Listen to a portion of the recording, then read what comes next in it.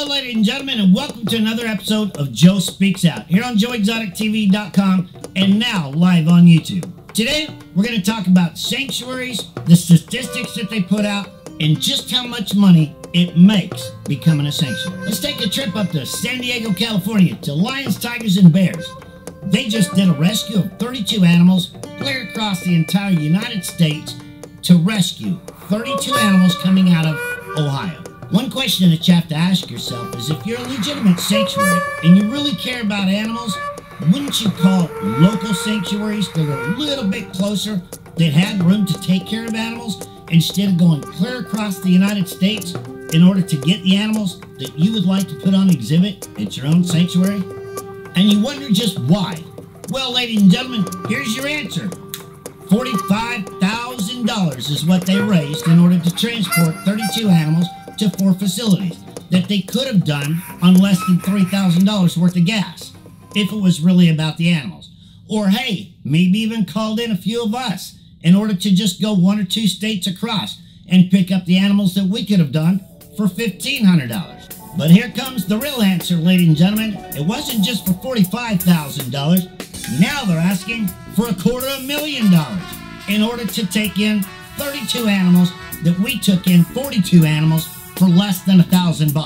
But hey, this is coming from sanctuaries that are accredited by the Global Federation of Animal Sanctuaries that don't believe in exploiting, breeding, buying animals, or using cubs.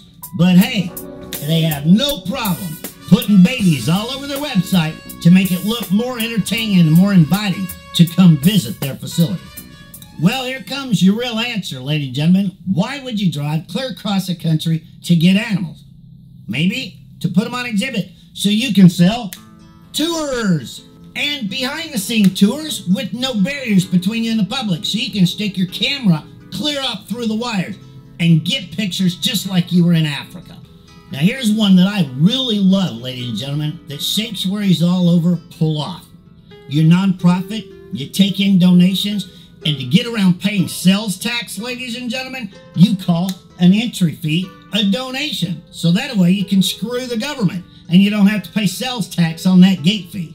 And you've seen some of these other facilities on some of my Speaks Out episodes. And we're talking about Cedar Hill Animal Sanctuary in Mississippi, who houses over 200 domestic cows. The Carolina Tiger Rescue that we just did a Speaks Out episode on, that's real friends with Big Cat Rescue down there in Tampa, Florida, along with the International Exotic Animal Sanctuary and Wildlife Rescue and Rehabilitation down there in San Antonio, Texas. But hey, you know that thing about exploiting and promoting using cubs? Whether it's photos or online or whatever, ladies and gentlemen, this little cub right here can talk you into even donating your car. Or how about your property when you die? Or how about supporting a Big Cat Safety Act that all of them are trying to push by a federal law right now in order to keep you, the general public, from having an exotic big cat or an exotic animal. But neither one of these laws are going to stop them from being able to have their animals and make their money and their living off of using tigers and other big cats. Hell, they'll go as far as PETA, your mommy kills animals, except this one, you wannabe tiger trainers are killing our children. There's only been one recorded incident in the entire country of a child being killed, and that was a 16-year-old girl getting her photograph taken by a white tiger on her own free will with her parents. Statistics are an amazing thing. You can make statistics come out to be exactly what you need in order to get your point across.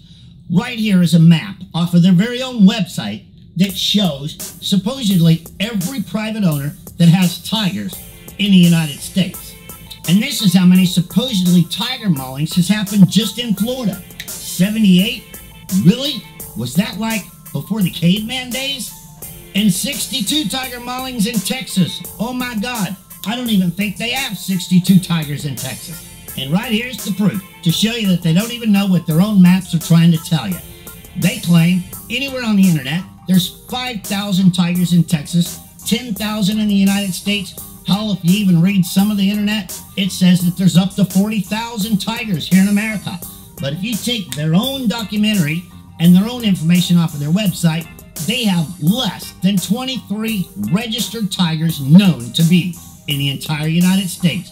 in private individuals. Now, when we're talking about private individuals, they consider me as a private individual because I'm not owned by a city zoo. So we're talking about every private zoo in the United States only has 2,300 tigers.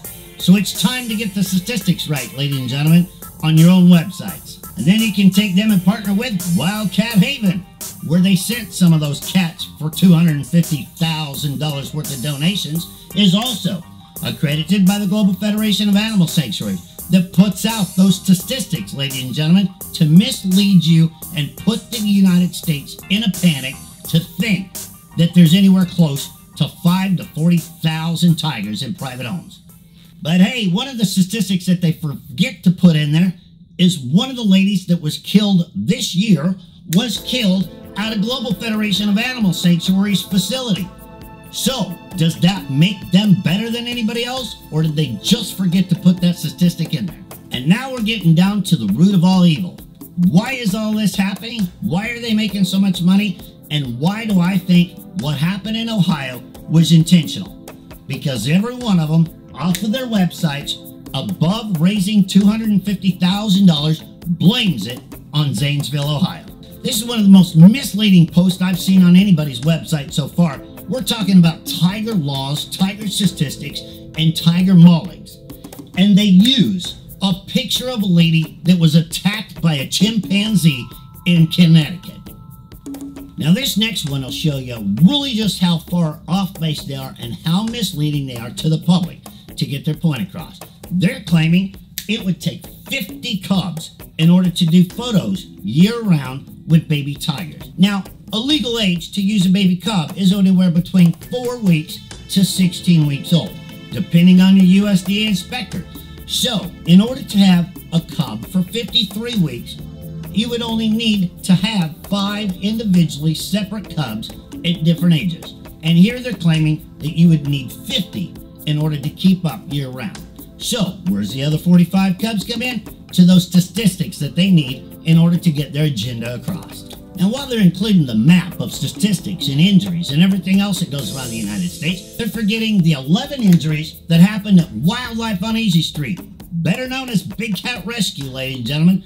They had so many injuries, so many escapes, and such a black cloud over their head that they had to change their name in 2003 to Big Cat Rescue. The one statistic that we did find on the internet about one of the injuries that happened at Big Cat Rescue down there in Tampa, Florida, you will see when they're talking about an injury that happened at our facility, they go into great lengths and details to exaggerate and explain what they think happened. But when you look at the injury that happened at their facility that took 451 stitches to save a woman from Odessa, Texas arm, they kind of just skim right past that one. Let's put statistics into perspective for just a minute.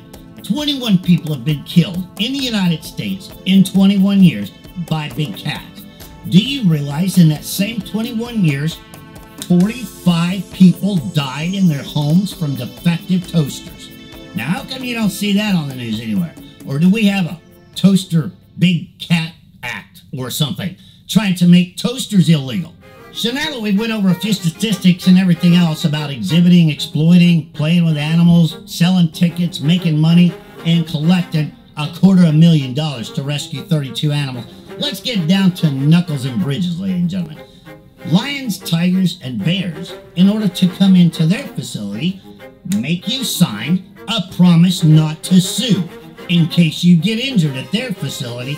But hey, they're not exploiting animals and they're not making a dime. So if you believe in a sanctuary, ladies and gentlemen, believe in someone that takes care of animals and not making money off of lies and profit. I'm Joe Exotic, and thanks for watching Joe Exotic Speaks Out here on JoeExoticTV.com every night at 6 o'clock Central Standard Time.